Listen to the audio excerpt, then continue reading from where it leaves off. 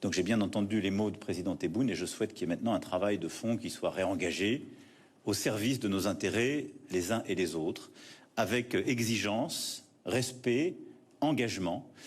Et je le dis aussi parce qu'on a des millions de Françaises et de Français qui sont nés de parents algériens, qui sont parfois binationaux, qui n'ont rien à voir avec ces débats, qui sont des gens qui vivent en paix, adhérents aux valeurs de la République. Je ne voudrais pas qu'ils soient maintenant pris dans ces débats, parce que ils ont le droit à la vie tranquille aussi. Non, parce que je vous dis, les accords de 68, on avait lancé ce processus, on ne va pas les dénoncer de manière unilatérale, ça n'a aucun sens.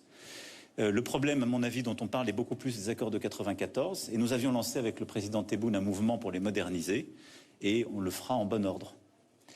Et je pense que les choses se font bien quand elles se font avec exigence, avec engagement,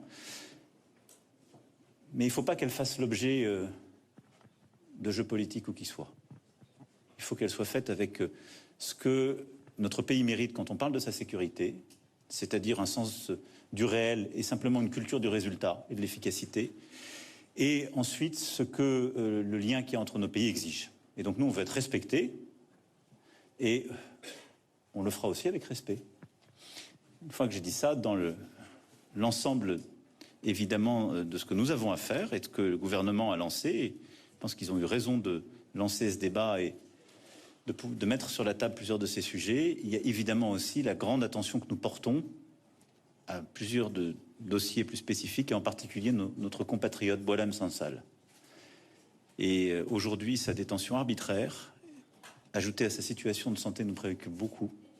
Et je considère que c'est aussi un des éléments qu'il faut régler pour que la confiance soit pleinement rétablie.